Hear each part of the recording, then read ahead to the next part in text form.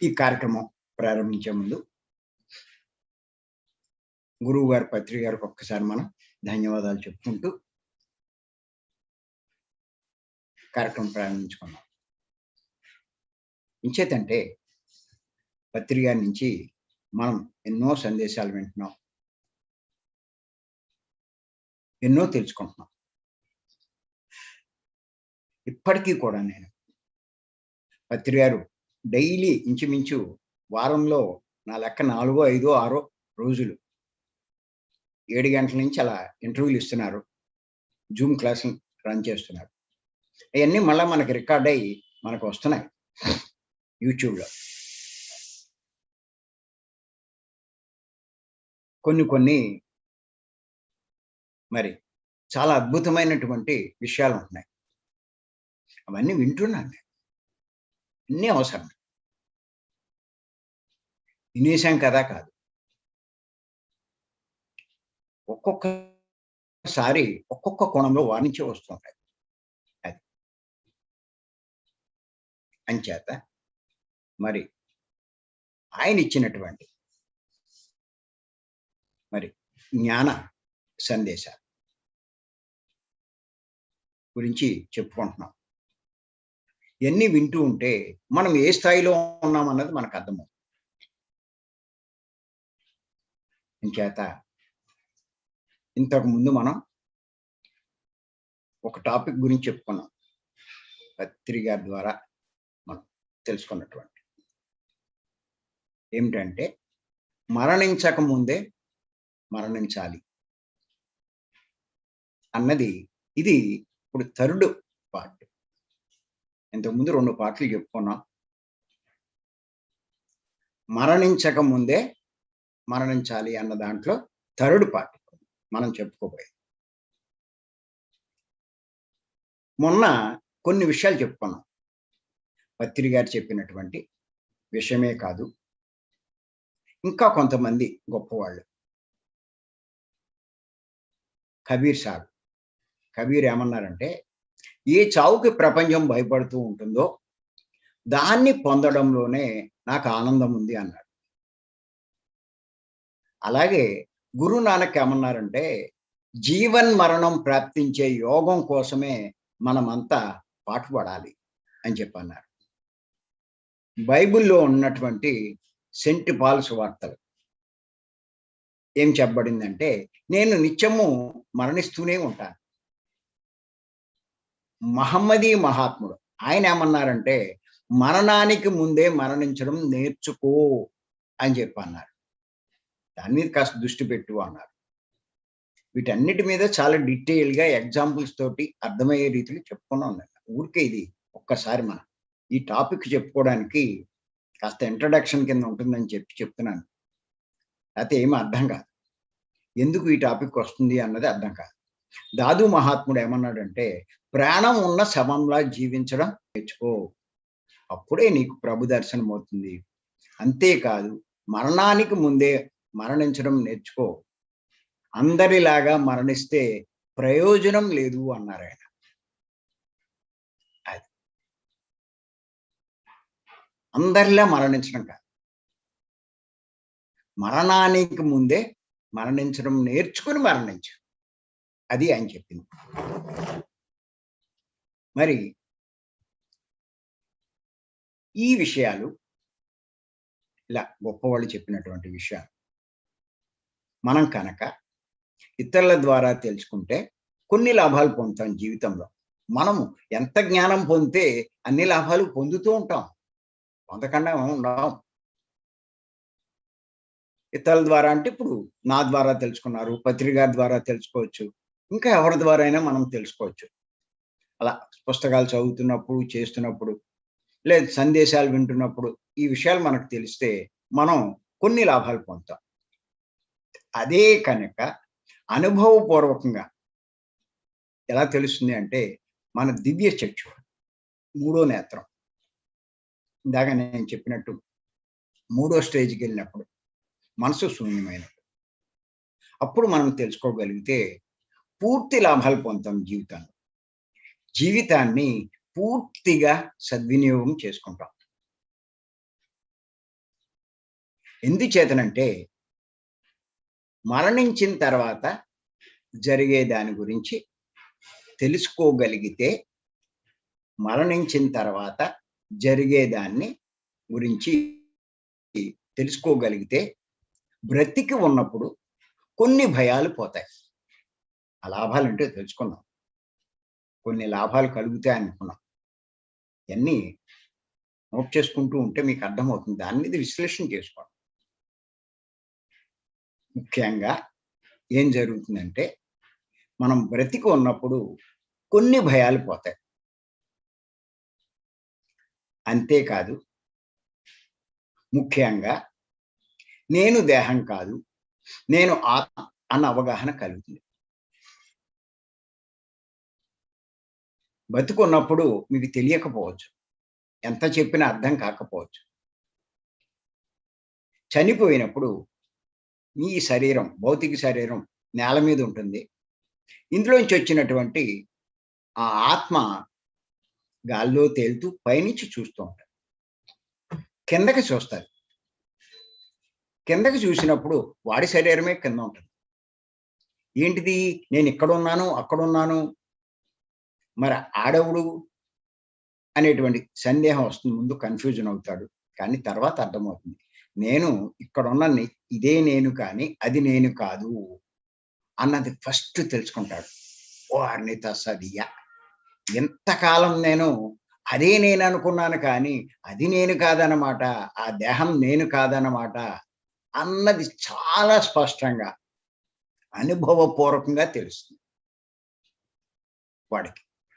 ఎటువంటి వాడికైనా చచ్చాక తెలుస్తది ఈ విషయం. ఈ దేహం నేను కాదు అని. కానీ మరణించక ముందే మరణించే విషయం ఎవరైతే అవగాహన చేసుకుంటారో వాళ్ళకి ఇప్పుడే తెలుస్తుంది. ఈ దేహం నేను కాదు అన్నది. చాలా బాగా అర్థమవుతుంది.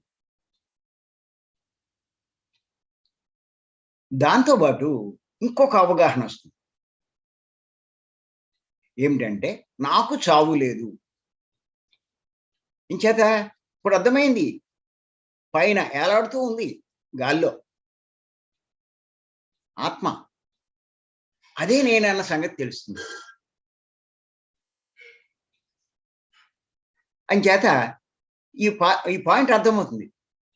ఏం అర్థమవుతుంది? నాకు చావు లేదు. చనిపోయింది కిందున్న దేహం. ఈ నేను చావెక్కడుంది నాకు? చావలేదుగా. అన్నది స్పష్టంగా అర్థమవుతుంది.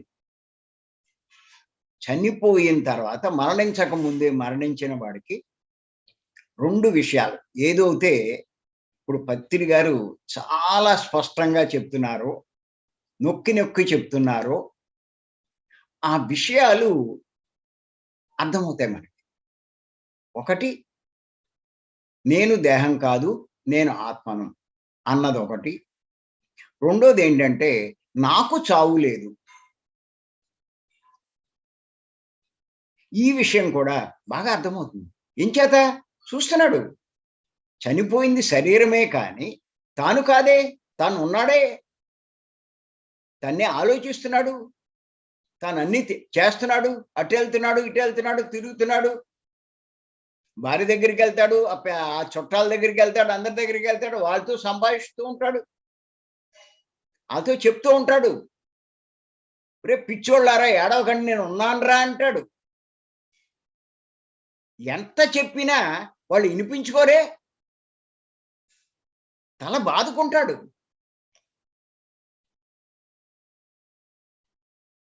నా మాట వినిపించుకోండి. నేను చావలేదు. నేనున్నాను అని చెప్పి చెప్తూ ఉంటాడు. అయినా వీడిని పట్టించుకోరు.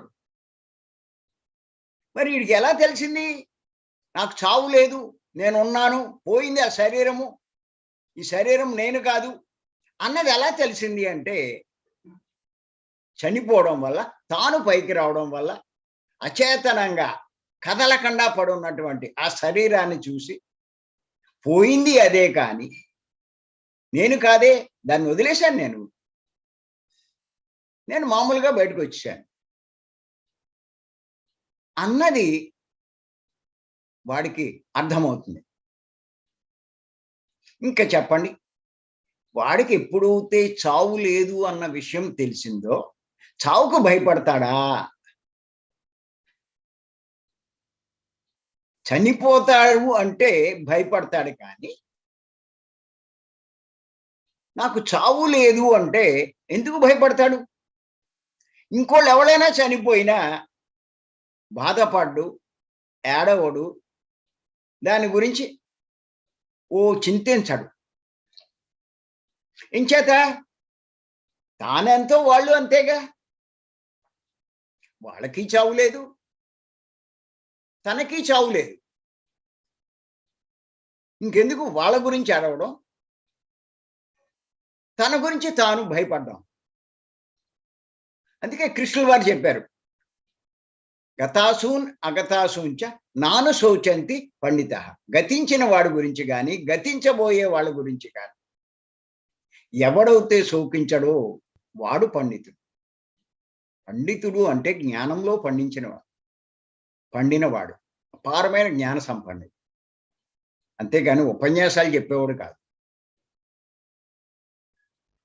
వాడిని పండితుడు అంటారు. కృష్ణుడు పేర్కొన్న పండితుడు అనే పదానికి అర్థం జ్ఞానంలో పండితుడు. ఆ జ్ఞానం ఉన్నవాడికి అన్నీ తెలుస్తాయి.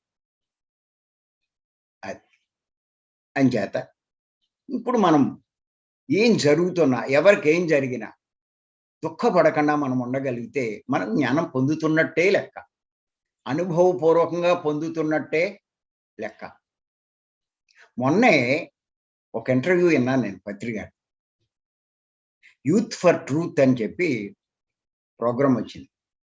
వస్తున్నాయి కొన్ని పార్ట్లు. అందులో ఆయన చెప్పారు, ఎందుకు భయపడ్డాం? కరోనాకి వణికిపోతున్నారు ప్రతి ఒక్కళ్ళు. ఆయన ఏమన్నారంటే, అసలు కరోనా నిన్నేం చేయగలదయ్యా అన్నారు. అదేంటండి, ఇంతమంది ప్రాణాలు తీసేస్తుంది, ఇంతమందిని ఇబ్బంది పెడుతుంది, ఇంతమంది ఇవన్నీ అని చెప్పి ప్రతి ఒక్కళ్ళు అనుకుంటే, పత్రి గారు ఏమంటారంటే, అసలు కరోనా నిన్నేం చేయగలదు? నిన్ను చంపగలదా? దాని తరమా? ఇది ఎవరికి అర్థమవుతాయి ఈ మాటలు? నేను దేహం కాదు, నేను ఆత్మ అన్నది అవగాహన కలిగిన వాడికే అర్థమవుతాయి. పత్రి గారు చెప్పిన ఈ మాట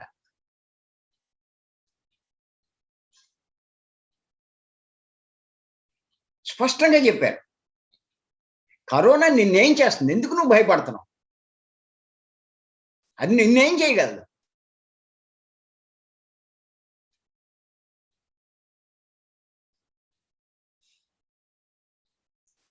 అలాగే భగవద్గీతలోంచి కొన్ని విషయాలు కూడా చెప్పారు ఆ సందర్భంగా. ఏమన్నారంటే, అర్జునుడు యుద్ధానికి ముందు మొత్తం కౌరవ సైన్యాన్ని, ఈ సైన్యాన్ని చూపించమంటే మధ్యకి తీసుకొచ్చి కృష్ణుడు చూపిస్తాడు. అప్పుడు ఆ కౌరవ సైన్యంలో అందరూ బంధువులే, తాతలు, తండ్రులు, మామలు, ఇలాగా స్నేహితులు అందరూను. ఆశ్చర్యపెడతాను, ఏంటి వీళ్ళనా నేను చంపేది? నా తాతను, నా తండ్రులను, వీళ్ళని వాళ్ళని నేను చంపేది? దడ్డలు ఆడిపోయాడు, వణికిపోయాడు, భయమేసింది. కృష్ణుడితో అన్నాడు, ఏ పని నేను చేయలేను, నేను నా వల్ల కాదు. అన్ని కిందడేసి చతికిలి పడిపోయాడు నేల మీద. అప్పుడు కృష్ణుడు తిట్టాడు, ఏంటి నువ్వు చంపుతున్నాను అనుకుంటున్నావు? ఏదో నువ్వు చంపేవాళ్ళలాగా, వాళ్ళంతా చచ్చేవాళ్ళలాగా. అసలు ఎవరికి చావు ఉంది? అసలు నువ్వు చంపగలవా ఎవరినైనా? అది నీకు సాధ్యమా అని చెప్పి అడిగాడు. ఏం చేయగలవు? వాళ్ళంతా ఆత్మలు, వాళ్ళు నువ్వెలా చంపుతావు? ఆత్మ ఎక్కడ చేస్తుంది? అదేగా చెప్పాడైనా, కృష్ణుడు నయనం చిందంతి శస్త్రాణి నయనం దహతి పవక నా చైనం క్లేదయంత ఉప నా శోషయతి మారుతః. ఆత్మను శస్త్రం ఛేదించలేదు, అగ్ని దహించలేదు, నీరు తడపలేదు, ఏది ఏం చేయలేదు, ఏ శస్త్రమో ఏం చేయలేదు. నువ్వేం చేయగలవు? ఎంతసేపు అర్జునుడు ఆ దేహాలు చూసి వారు అనుకుంటున్నాడు, దేహం వాళ్ళు కాదుగా, ఆత్మలు కదా వాళ్ళు. ఆత్మలైన వాళ్ళని అర్జునుడు ఎలా చంపగలడు స్పష్టంగా చెప్పాడు కృష్ణుడు. చేత ఇవన్నీ ఎందుకు నీకా గొడవ, నీ ధర్మం నువ్వు నిర్వర్తించు అని చెప్పాడు. ఏదో నువ్వేదో చంపుతున్నాను, వాళ్ళేదో చనిపోతున్నారు అనుకుంటున్నావు. అసలు ఆ విశ్వరూపం చూపించి చచ్చేవాళ్ళు ఎవరు, చంపేవాళ్ళు ఎవరు చెప్పాడు. ఎంచేతంటే చచ్చేవాళ్ళు ఆయనలోనే ఉన్నారు, చంపేవాళ్ళు ఆయనలోనే ఉన్నారు, అంతా ఆయనే. ఇలాగా ఈ భగవద్గీత చదివితే అర్థమవుతుంది మనకంటారు పత్రి గారు. భగవద్గీత సరిగ్గా చదవక అర్థం చేసుకోక కంగారు పడతారు. అసలు ఏం చేస్తుంది కరోనా నిన్ను? ఇంకా ఆయన ఏం చెప్తారంటే చావు ఇంకా మంచిదే అంటారు. శరీరం వదలడం, కొత్త శరీరం ఫ్రెష్గా వస్తుంది, ఇంతకన్నా నీకు అవసరమైన మంచి జన్మ వస్తుంది నీకు. ఇప్పుడు చేస్తున్నావు కొన్ని పనులు జ్ఞానపరమైనవి, ఇంతకన్నా నీ జ్ఞానం పెంచుకోవడానికి కావలసినటువంటి అనుకూలమైన జన్మ వస్తుంది. ఇంకెందుకు నువ్వు అన్నది తెలుసుకో అని చెప్తూ ఉంటారు పత్రిక. అంచేత ఎవరైతే ఈ విషయాన్ని తెలుసుకుంటారో, మరణించిన తర్వాత జరిగే దాని గురించి తెలుసుకోగలిగితే బ్రతికి ఉన్నప్పుడు కొన్ని భయాలు పోతాయి. అది ముఖ్యంగా చావు లేదు అన్న సంగతికి తెలుస్తుంది.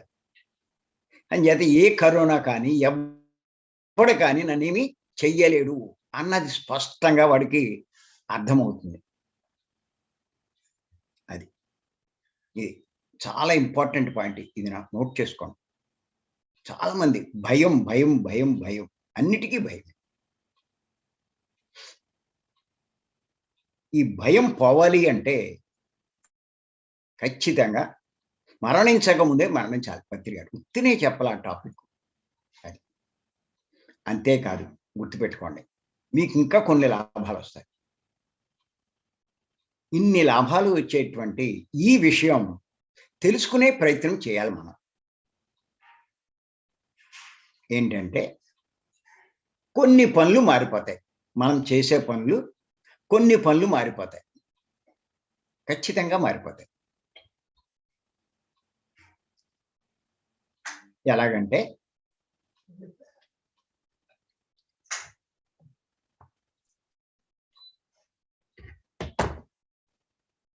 గుర్తుపెట్టుకోండి, ఇప్పటిదాకా మనం చేసే పనులన్నీ నేను దేహము అన్న భావంతో చేశాం. ఇది తెలుసుకున్నాక మనం ఏం చేస్తాం? నేను దేహం కాదు ఆత్మను అన్న అవగాహన బాగా కలుగుతుంది. కలిగినప్పుడు దేహానికి ప్రాముఖ్యం తగ్గిస్తాం, ఆత్మకి ప్రాముఖ్యం పెంచుతాం. దేహ సంబంధమైన పనులు తగ్గిస్తాం, ఆత్మ సంబంధమైన పనులు చేస్తాం. దేహ సంబంధమైన సేవలు మానేస్తాం, ఆత్మ సంబంధమైన సేవలు చేస్తాం. ఇలా మనం చేసే పనులు చాలా మారిపోతాయి. మా మేడం చెప్తూ ఉంటారుగా, అది కాదు మనం చేయవలసింది, ఇవే చెయ్యాలి అంటూ. అలా మారిపోతుంది నీకు. ఎప్పుడు మారుతుంది అంటే ఈ అవగాహన కలిగినప్పుడు. ఈ అవగాహన చెబితే ఎక్కి సావదు ఎవరికైనా సరే. చచ్చినప్పుడే బాగా అర్థమవుతుంది. చచ్చినప్పుడు బాగా అర్థమవుతుంది. ఈ విషయాలు తెలుసుకుంటే కొంతైనా అర్థమవుతుంది. అది. అంచేత అంతేకాదు, మన బాధ్యతలు కూడా మారిపోతాయి. తెలుసుకోండి. బాధ్యతలు. సహజంగా మీరు చూడండి. ఎవరితోనే ఏదైనా సంభాషిస్తూ, ఈ ధ్యానం చెయ్యి, అది చెయ్యి, ఈ పుస్తకాలు చదువు ఇయన్నీ చెప్తూ ఉంటే, నాకెక్కడరా ఇప్పుడు ఇయన్నీను? నాకెన్నో బాధ్యతలున్నాయంటాడు. మగవాళ్ళు ఏమంటారంటే, మరి నేను సంపాదించాలి, నా కుటుంబాన్ని పోషించాలి అంటాడు. ఎక్కడ ఖాళీ నాకు? పొద్దున్ననగా వెళ్తూ ఉంటే, రాత్రి ఎప్పుడో వస్తున్నాను. ఎప్పుడు చేయను నేను. మరి ఇది నా బాధ్యత కాదా? అనే ప్రశ్న ఏస్తాడు. ఏమంటాం చెప్పండి? ఆడవాళ్ళు ఏమంటారంటే, మరి సంసారం చూసుకోవడం, ఇంటి పనులు చూసుకోవడం, పిల్లల్ని చూసుకోవడం, ఇయన్నీ నా బాధ్యత కాదా? ఇంకంతకన్నా నాకేముంది అంటాడు. అయ్యే బాధ్యత అనుకుంటూ వాటి మీదే దృష్టి పెడుతూ అవే చేస్తూ ఉంటాడు. అవి అంతకుముందు ఉన్న పరిస్థితి. కానీ ఇప్పుడు తెలుసుకున్నాడు. ఏమని? నేను దేహం కాదు. ఆత్మ అనే అవగాహనలోకొచ్చింది. ఎప్పుడైతే అవగాహనలోకొచ్చిందో నేను ఆత్మ. ఆ దేహం నేను కాదు. దేహం తానైనప్పుడు తనకి కొన్ని బాధ్యతలున్నాయనుకున్నాడు. మరి ఆత్మ తనైతే తన బాధ్యతేంటి?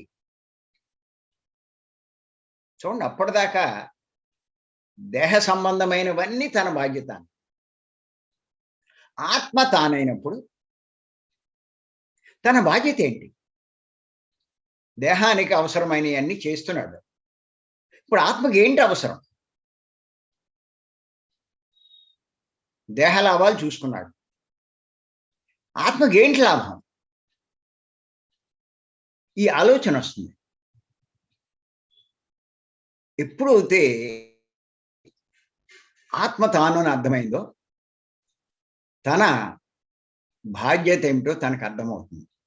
ఏమిటి అంటే, ఆత్మకి లాభించేది, ఆత్మకు కావాల్సింది ఆత్మజ్ఞానమే. దాన్ని సంపాదించుకోవడమే తన బాధ్యత అన్నది అర్థమవుతుంది.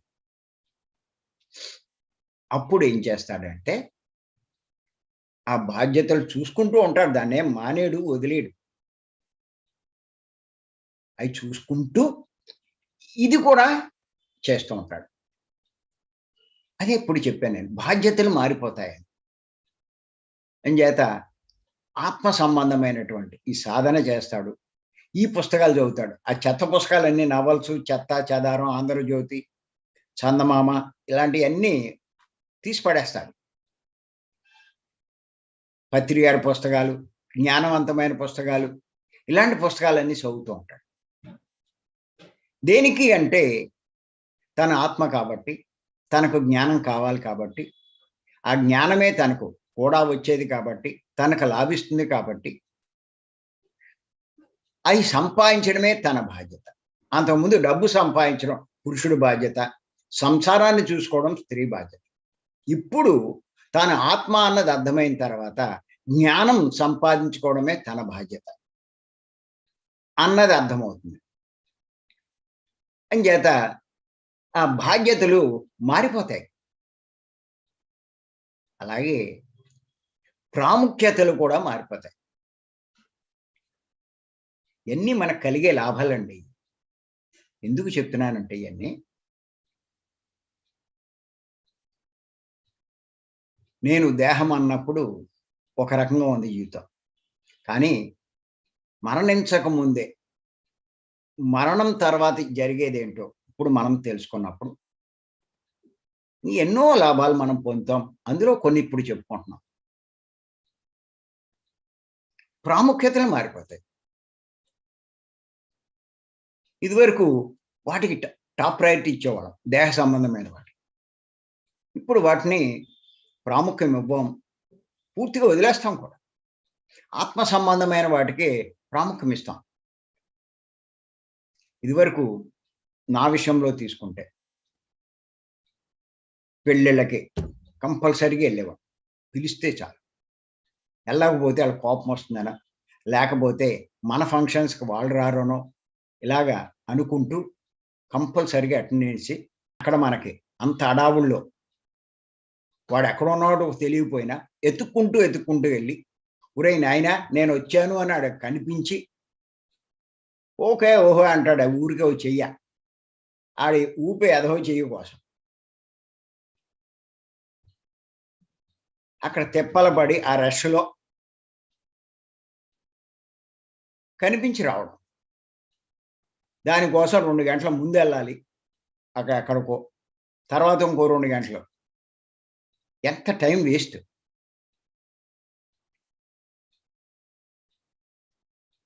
మరి మన జ్ఞాన పరిధి పెరిగే కొద్దీ ఇప్పుడు నేనేం చేస్తున్నానంటే పత్రి గారు పరిచయం అయ్యి ఇందులోకొచ్చిన తర్వాత పూర్తిగా మానేశాను.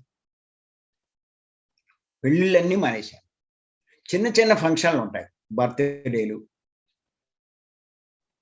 అలాగే పెద్ద మనిషి అవ్వడం, లేతే ఇంకా రకరకాలైనటువంటి ఫంక్షన్స్ ఎన్నో ఉంటాయి. మనకి దగ్గరోళ్ళయే, దూరంలో మనల్నెక్కడ పిలుస్తారు.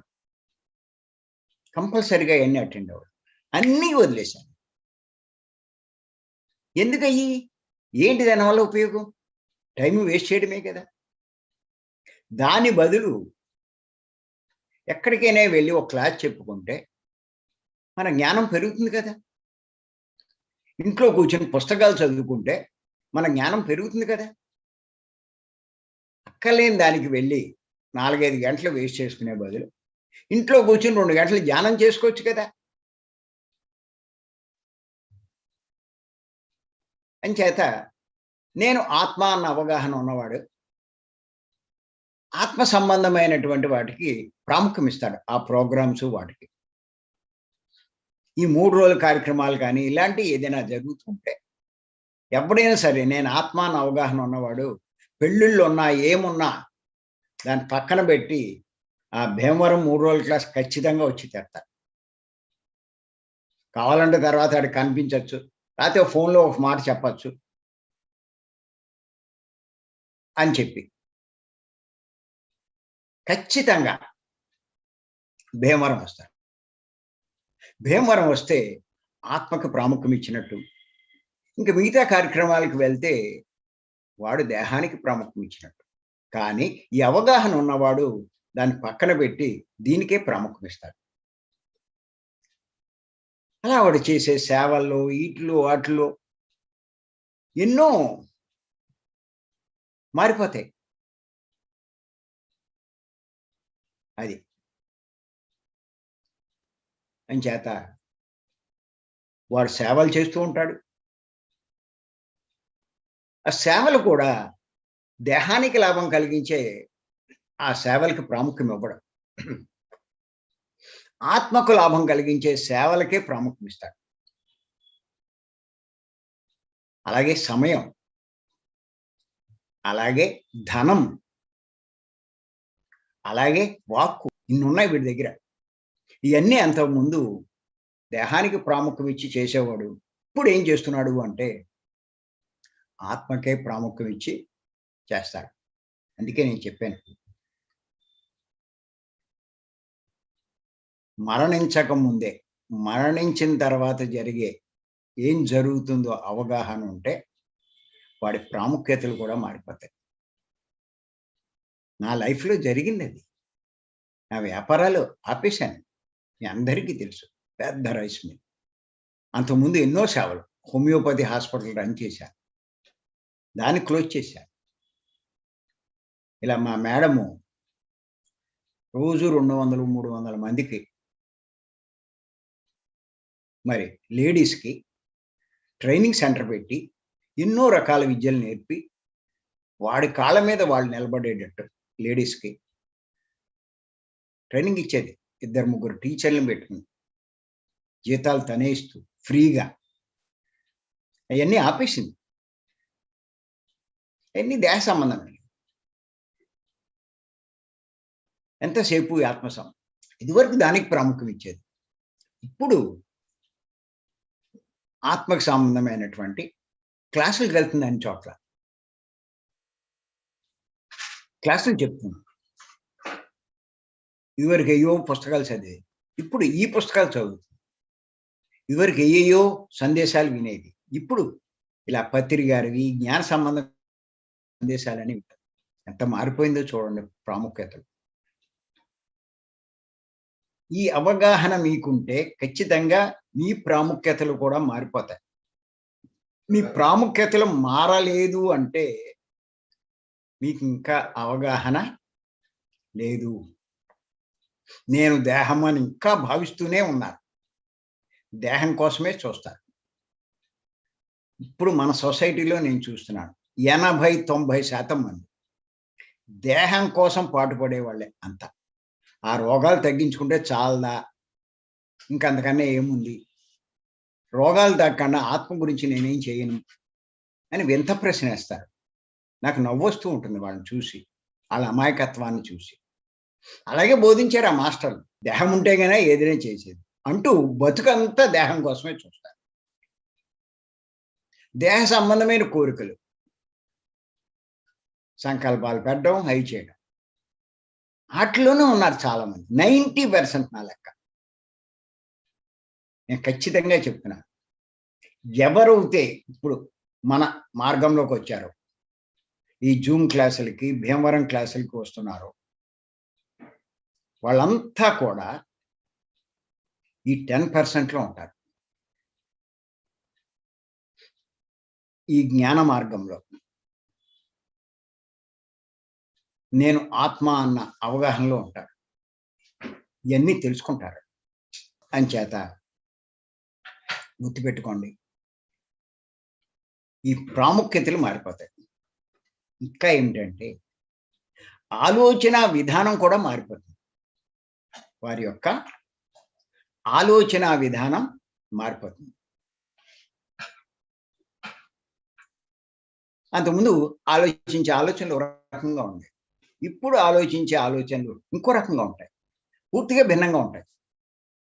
దేహ సంబంధమైన చుట్టాలు, బంధువులు, వీళ్ళు వాళ్ళు వాళ్ళ గురించే ఆలోచనలు. ఇప్పుడు వాళ్ళ గురించి కాదు, ఆత్మ బంధువులు. ఎవరితో సాంగత్యం చేయాలి, ఎవరు జ్ఞానం సంపాదించుకుంటున్నారు, నా పనులేంటి, ఇంకా ఈ తర్వాత ఇంక నేనేం చేయాలి, ఇలా ఉంటాయి ఇప్పుడు ఆలోచనలన్నీ. దాన్ని మినిమైజ్ చేస్తారు. దీన్ని మ్యాక్సిమం లెవెల్ తీసుకెళ్లే ప్రయత్నం చేస్తారు. అంతేకాదు, ఇంకా ఏం తెలుస్తుందంటే, ఇంకా మనకు వచ్చే లాభాలు ఏంటంటే, మరణించిన తర్వాత జరిగేది మనం తెలుసుకోగలిగితే, అవగాహన చేసుకోగలిగితే, చెయ్యకూడనివి ఏమిటో తెలుస్తారు. ఎన్నో పనులు చేస్తున్నాం ఇంతకుముందు, అవన్నీ తెలుస్తుంది. పత్రిక ద్వారా నేను తెలుసుకున్నా. అంతకుముందు దేహ సంబంధమైన పనులన్నీ చేసేవాడు. ఇప్పుడు ఆత్మ సంబంధమైన పనులే చేస్తూ ఉంటాం. ఇంకా ఎన్ని మనం చేయకూడదు. అలాగే ఎవరిని మనం హింసించకూడదు. దేహం నేనని తెలుసుకున్నప్పుడు వాళ్ళంతా వేరు వేరు అనే భావంలో ఉంటుంది. అప్పుడు మన ప్రవర్తన చెయ్యకూడని విధంగా ఉంటుంది. ఆ కోళ్ళు వేరు, మేకలు వేరు అనేటువంటి భావం. అంచేత అట్లా తింటూ చెయ్యకూడని పాపాలు చేశాం. ఇప్పుడు అవి ఆత్మలే, నేను ఆత్మ అన్న అవగాహన వచ్చింది. అంచేత ఇంక వాటి జోలికి మనం వెళ్ళకూడదు. వాటిని మనమేమి చంపకూడదు. మాంసం తినకూడదు అన్నది తెలుస్తుంది. చెయ్యకూడని పనులన్నీ తెలుస్తాయి. పత్రిక ద్వారా తెలుసుకుంటున్నాం కదా! చెయ్యకూడని పనులు. పెద్ద పెద్ద పండితులే చెప్పలేని విషయాలు పత్రిక గారు మనకు చెప్తున్నారు. ఆ మాంసం తినకూడదు. వెల్లుల్లిపాయ వాడకూడదు.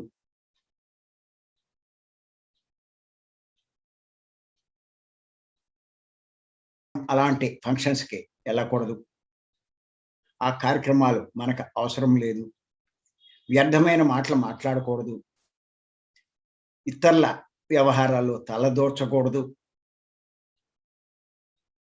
వీలైనంత మౌనం పాటించాలి. ఇలాగ ఎన్నో విషయాలు మనం చేయకూడనివన్నీ తెలుసుకుంటాం. ఎప్పుడైతే చెయ్యకూడనివన్నీ తెలుసుకుంటూ ఉంటామో, చెయ్యవలసినవే చేస్తాం. మొత్తం మీ లైఫ్ మారిపోతుంది. గుర్తెట్టుకోండి. మొత్తం లైఫ్ మారిపోతుంది. మీ మొత్తం లైఫే. చెయ్యకూడని పనులు చేయడం వల్ల.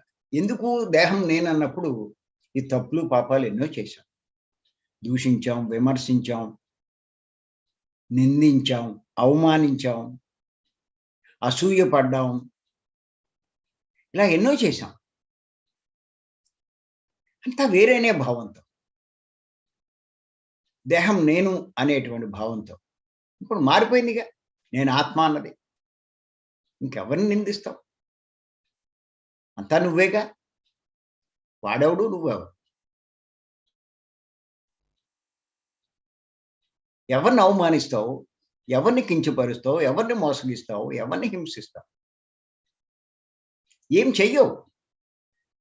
పూర్తిగా మారిపోతుంది. చేయవలసింది చేయడం వల్ల అంతా లాభమే.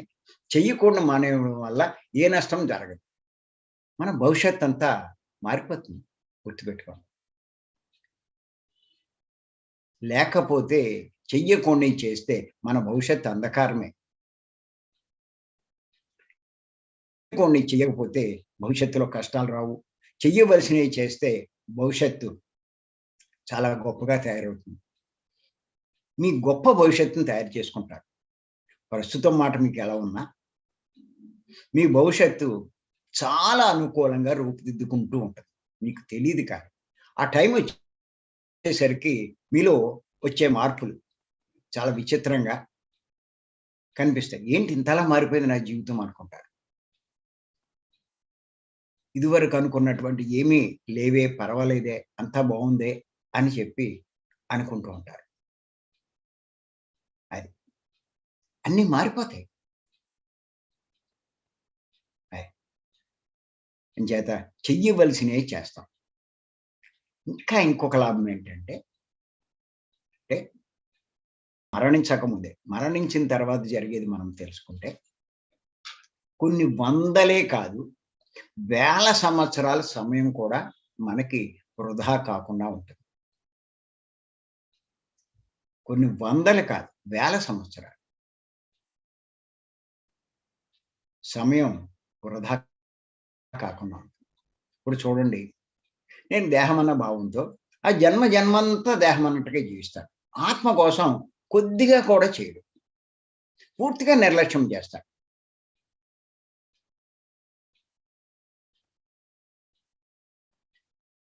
గుర్తెట్టుకోండి, ఆత్మహంతకులు అంటారు. ఆత్మహంతకులు అంటే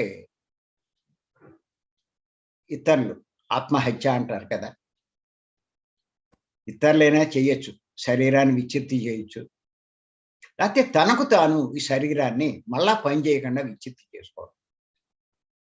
అగ్నిలో దూకడం, ఏ రైలు కిందో పడడం, ఇలాగ.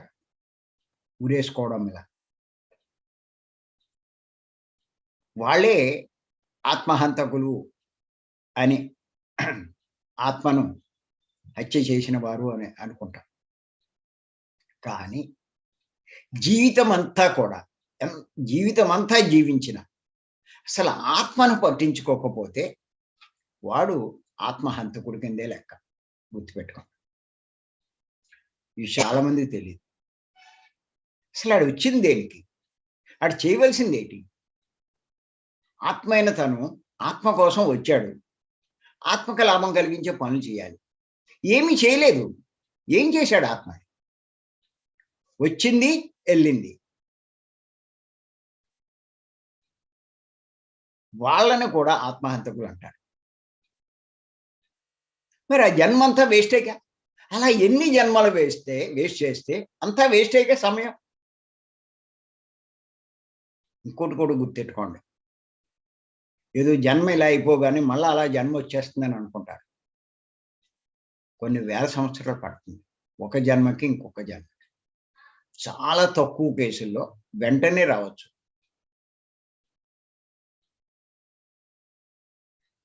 కానీ మరి ఎక్కువ కేసుల్లో చాలా టైం పడుతుంది. ఎందుకంటే అవకాశం లేదు. కింద భూమి మీద జన్మనివ్వగలిగినటువంటి స్త్రీలు చాలా తక్కువ మంది ఉన్నారు. జన్మ తీసుకోవాలని చూసేటువంటి ఆత్మలు కోటాను కోట్లు.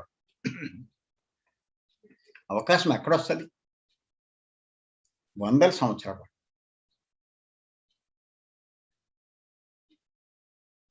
పత్రి గారు ఏమనేవారంటే, నేను ఒక జన్మలో బెంజమిన్ ఫ్రాంక్లిన్, ఒక జన్మలో ఒక జన్మలో హైదరాబాద్, ఇప్పుడు కూడా నేను బోధనలో అని చెప్పి చెప్తూ ఉంటాను. చెప్తూ నేను 5 జన్మల క్రితం బుద్ధుడి దగ్గర ఆనందుడిగా ఉండేవాడిని అన్నారు. అప్పుడు పత్రి గారిని అడిగాను నేను, ఏమండి మీరు బుద్ధుడి దగ్గర ఆనందుడిగా ఉన్నది 2500 సంవత్సరాల క్రితం కదా. ఏకంగా అప్పటి నుంచి ఇక్కడికి చూస్తే, ఇప్పుడు మీరు తీసుకున్న జన్మ చూస్తే 2500 సంవత్సరాలయింది. ఇంత టైం ఎందుకు పట్టింది? అప్పుడు అన్నారు, నువ్వేదో బోలెడు టైం పట్టింది అనుకుంటున్నావు. పైకెళ్ళి చూస్తే ఇది ఒక కాకిరెట్ట కింద సమానం అన్నారు. నీకు వందల సంవత్సరాలు పట్టొచ్చు ఇక్కడ. నువ్వు పైనుంచి చూస్తే ఇది రోజులతో సమానం. పెద్ద లెక్కేం కాదు. కాకిరెట్ట. ఇలాంటి సందేహాలు నాకు కలిగేవి. అప్పుడు అర్థమైంది ఊరికే జన్మలు అంత తేలిగ్గా రావు అన్న సంగతి. మరి వచ్చిన జన్మను వృధా చేస్తే ఎంత జీవితం మనం వేస్ట్ చేసుకున్నట్టు.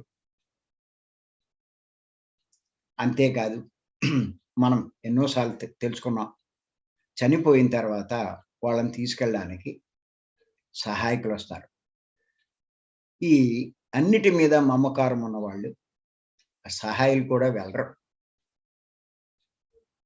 అక్కడే ఉండిపోతారు, ప్రతాప్ అయిపోతారు.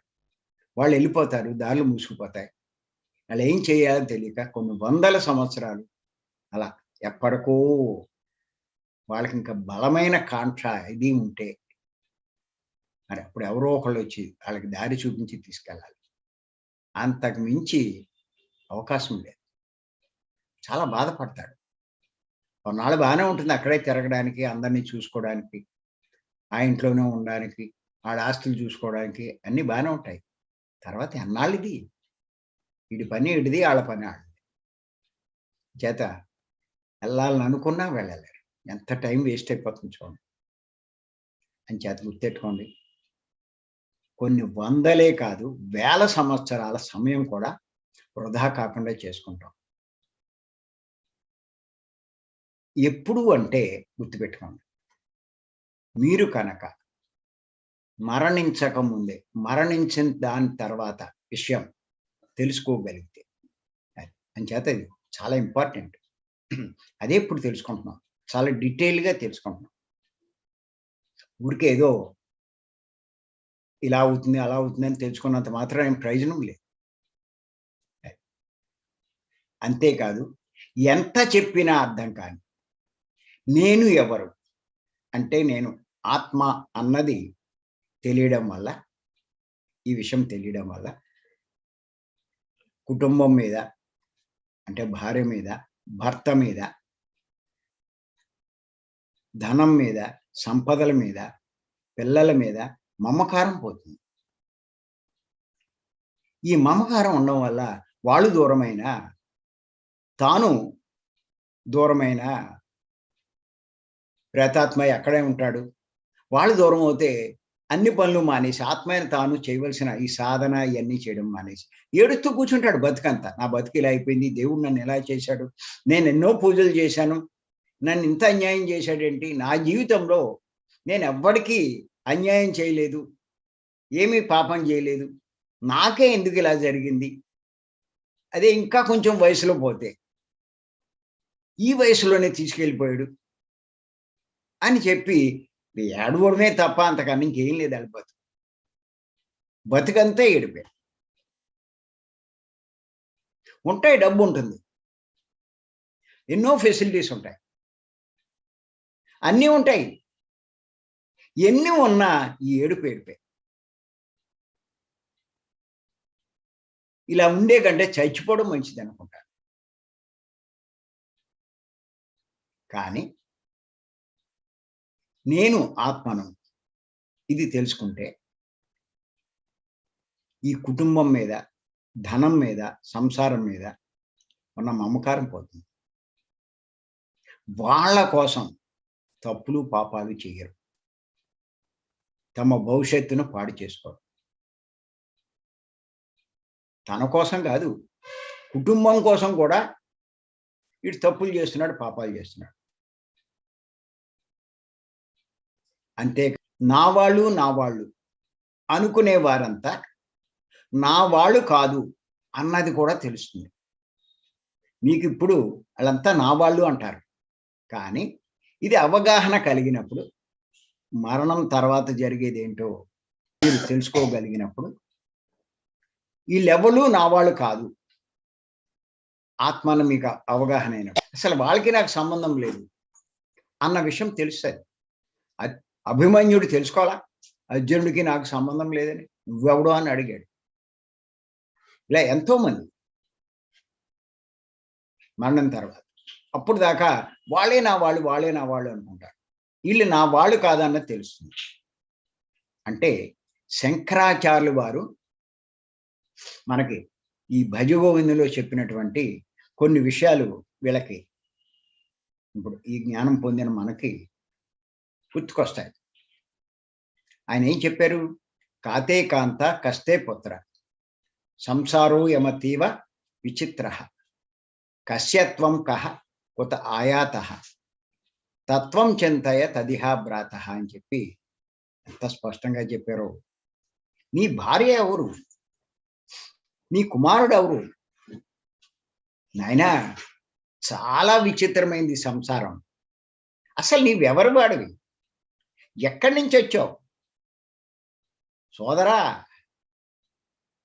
ఈ లోకంలో ఇప్పుడైనా సరే ఈ తత్వ విచారణ చెయ్యి అని చెప్పి చెప్పారు ఆయన. అసలు వాళ్ళకి నీకు సంబంధం లేదురా, ఈ విచారణ చెయ్యి, అప్పుడు నీకు అర్థమవుతుంది వాళ్ళకి నీకు సంబంధం లేదని. ఓ ఏడ్చి చేస్తున్నావు, వాళ్ళ కోసం తప్పులు చేస్తున్నావు, పాపాలు చేస్తున్నావు, నువ్వెవరో తెలుసుకోవట్లా, నువ్వేం చేయాలో తెలుసుకోవట్లా అని చేత ఈ ఆత్మతత్వ విచారణ చేయమని చెప్పారు. ఇంకా ఆయన ఏం చెప్పారంటే, కస్త్వం కోహం కుత ఆయాత కామే జనని కామే తాత ఇది పరిభావయ సర్వమసారం విశ్వం తత్వ స్వప్న విచారం అని చెప్పన్నారు. ఇంకా ఏం ఆలోచించమన్నారంటే, నీవెవరు, నేనెవరిని, నేను ఎక్కడి నుంచి వచ్చాను, నా యొక్క తల్లి ఎవరు, నా తండ్రి ఎవరు, సారహీనమైన స్వప్న తుల్యమైన ఈ విశ్వాన్ని ఈ విధమైన విచారణ ద్వారా విడిచిపెట్టాలి అని చెప్పి మరి శంకరాచార్యులు చెప్పారు. అంతేకాదు, ఇంకా మీకేం తెలుస్తుందంటే, ఎన్ని విషయాలు తెలుసుకుంటామో చూడండి. మరణించక ముందే మనం మరణిస్తే, అంటే మరణించిన తర్వాత జరిగే దాని గురించి మనం తెలుసుకుంటే, ఇంకా ఏం తెలుసుకుంటామంటే, అసలు జరిగిందంతా సినిమాలా ఉందే, కలలా ఉందే అని అనిపిస్తదనమాట. ఎంత సినిమాలా, ఒక నాటకంలా, ఒక కల్లా ఉందే అని అనిపిస్తది. అంతేకాదు, జరుగుతున్నదంతా సినిమాయే, కలే అని అర్థమవుతుంది. ఏమనుకుంటాడంటే, ఇదంతా నిజమని అనుకున్నాను నేను. ఎప్పుడైతే ఇది అర్థమైందో, మరణించిన తర్వాత జరిగేది, తను మరణిస్తాడు, శరీరం వదిలేస్తాడు, ఇయన్నీ వదిలేస్తాడు, బయటికెళ్తాడు అంటే, ఓహో! ఇదంతా ఏమి ఉండవు, ఎవరు ఉండరు. ఇదంతా నిజమనుకున్నాను, ఏమి నిజం కాదనమాట అని తెలుస్తుంది. అంచేత కష్టపడి సంపాదించినవన్నీ, కూడబెట్టినవన్నీ, నాది నావి అనుకున్నవన్నీ, తనవి కావని చెప్పి, తన కూడా రావని చెప్పి తెలుసుకుంటాడు. సంపదలతో పాటు, పదవులు, హోదా, ఉన్నతమైన ఉద్యోగాలు, బిరుదులు, అవార్డులు, అవి ఎంత గొప్పవైనా సరే కూడా రావని, తనకు ఉపయోగపడవని, ఆత్మైన తనకు ఉపయోగపడవని తెలుసుకుంటాడు. ఇయన్నీ నోట్ చేసుకోవాలి ప్రతి ఒక్కరు. వీటి కోసం మీరు సమయం అంతా వేస్ట్ చేస్తున్నారు. అవేమీ మీకు ఉపయోగపడవు, మీకు కూడా రావు. ఆటెనకాల పడకండి. వాటి కోసం ప్రయత్నించకండి. చిరంజీవి 100 సినిమాలు చేసి ఎంత గొప్పవాడిని అనుకుంటాడు. 100 కాదు, 500 సినిమాలు చేసినా ఏమి ఉపయోగం లేదు. ఎవడో గిన్నీస్ బుక్‌లోకి ఎక్కి, ఇంక నాకంటా గొప్పవాడు ఎవడు లేడనుకుంటాడు. ఆడు గిన్నీస్ బుక్‌లోకెళ్ళినా, ఏ బుక్‌లోకెళ్ళినా ఏంటి ఉపయోగం? ఆ శరీరం ఉండదు, ఆ పేరు ఉండదు, వాడు ఉండడు. మళ్ళా ఇంకో శరీరంతో, ఇంకో పేరుతో వస్తాడు. ఇంక అంచేత ఏం చేస్తాడు ఇయన్నీ? ఆటి కోసం ఎందుకు? ఓ జీవితం జీవితం అది. దానికోసం వెచ్చించేస్తాడు. చేత పదవులు కానీ, హోదా, ఎంత హోదా, నేను చీఫ్ మినిస్టర్ చేశానంటాడు. ఏ చీఫ్ మినిస్టర్ ఉన్నాడు? ప్రైమ్ మినిస్టర్ చేశానంటాడు. ఏ ప్రైమ్ మినిస్టర్ ఉన్నాడు? ఆడు పదవులేమైనా పట్టుకెళ్ళాడా? ఎవడు పట్టుకెళ్తాడు? ఉన్నతమైన ఉద్యోగాలు, నేను కలెక్టర్ అంటాడు. ఇయన్నీ ఏమీ ఉండవు.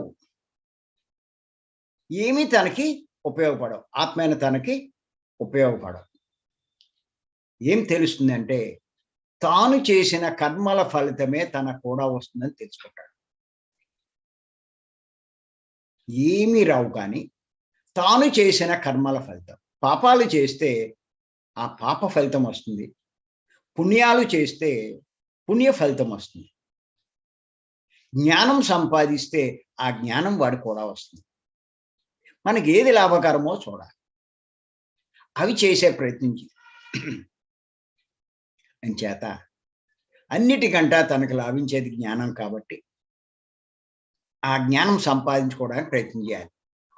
అంటే ఈ ధ్యానం, పత్రి గారు చెప్పినటువంటి విషయాలన్నీ పాటించడమే. ఇంకంతకన్నా ఇంకేమీ లేదు.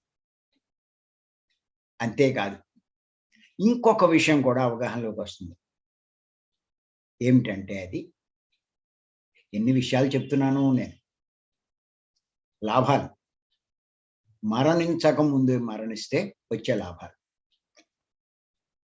కొంతకాలం ఉండే ఈ జీవితం నాటకం అని అర్థమవుతుంది. ప్రతి ఒక్కరికి కొంతకాలమేగా ఉండేది. ఇప్పుడు వెళ్ళిపోయిన వాళ్ళందరినీ చూడండి. ఈ కరోనా వచ్చాక మనకు తెలిసి ఎంతమంది వెళ్ళిపోతున్నారు? కొంతకాలమే ఉన్నారు, నిష్క్రమించారు. అప్పుడు అర్థమవుతుంది ఏంటి ఇలా నిష్క్రమించడం, రావడం. అప్పుడు ఈ జీవితం ఒక నాటకం అన్న సంగతి అర్థమవుతుంది. అప్పటిదాకా నిజం అనుకున్నాడు, అది నిజం కాదు, నాటకం. నాటకం మధ్యలో పాత్రధారి వస్తాడు, మళ్ళా వెళ్ళిపోతాడు. అది షేక్స్పియర్ చెప్పినటువంటి సందేశం బాగా అర్థమవుతుంది ఆడికి. ఏంటంటే ఆ సందేశం, all the world is a stage, we are mere actors, distract and fume, do our part and then depart. ఈ పత్రిక రస్తమాను చెప్తారు మనకి. ఎన్నిసార్లు చెప్పారు, ఇది తెలుసుకోండి అయినా.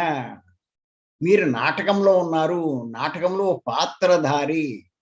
అసలు ఈ ప్రపంచమే ఒక నాటక రంగం, మనమంతా అందులో పాత్రధారులం. కొంతకాలం ఉండి మన పాత్ర పోషించి నిష్క్రమిస్తాం అని ఎన్నిసార్లు చెప్పారు పత్రిక గారు. గుర్తుపెట్టుకోండి. ఇవన్నీ ఎంత తెలుసుకుంటే జీవితంలో అంత. ఈ నాటకం గురించి ఎందుకు ఈ తెప్పలు, ఎందుకు ఈ బాధ, ఎందుకు ఇది? ఆ సినిమాలో యాక్ట్ చేసేవాడు భర్తగా యాక్ట్ చేస్తాడు, భార్యగా యాక్ట్ చేస్తాడు. సినిమాలో భర్త, సినిమాలో భార్య యాక్ట్ చేసి బయటికి వెళ్ళిపోతారు. బయట ఎక్కడైనా కనిపిస్తే నువ్వు నా పెళ్ళం కదే అంటే చాచిపెట్టి కొడతారు. సినిమాలో ముద్దెట్టుకుంటే ఏం మాట్లాడలేదు కదే, నేను ముద్దెట్టుకుంటానంటే తంతాది పట్టుకుని. ఒరే, అక్కడ డబ్బులు తీసుకుని నువ్వు యాక్ట్ చేసావు, నేను యాక్ట్ చేశాను, నీకు నాకు సంబంధం ఏంట్రా? నీ పెళ్ళం నీకుంది, నా మొగుడు నాకున్నాడు. కాసేపు అక్కడ యాక్ట్ చేశాం, జీవించాం. నువ్వు చెప్పినట్టు నేను చేశాను, ఇక్కడ ఏం దొబ్బదంటాడు అంటుంది ఆవిడ.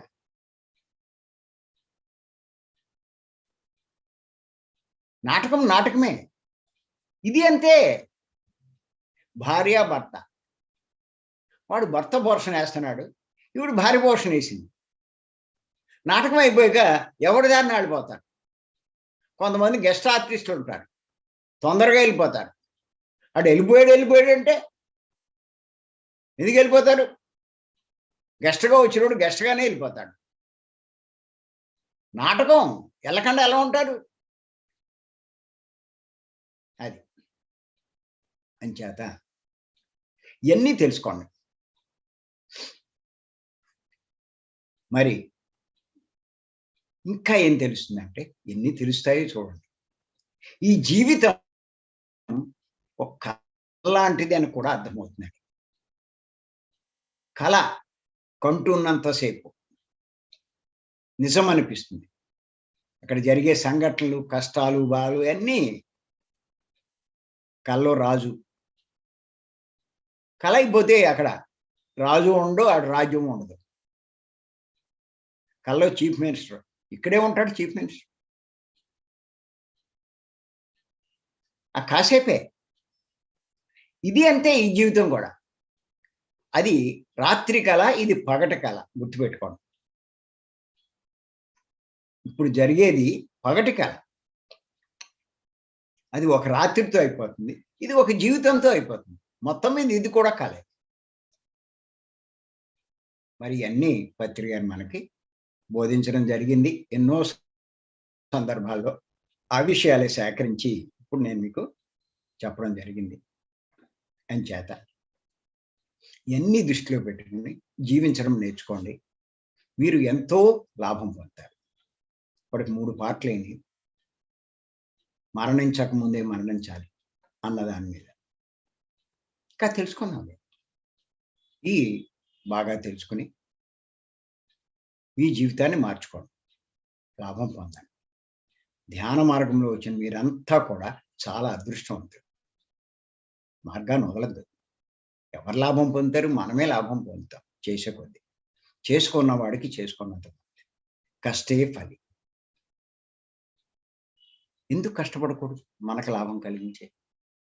అక్కలేని ఎందుకు వృధాగా జీవితాన్ని వేస్ట్ చేస్తాడు? మరి అవకాశం ఇచ్చిన అందరికీ నేను ధన్యవాదాలు చెప్తూ, రేపు ఇంకొక క్లాస్ మనం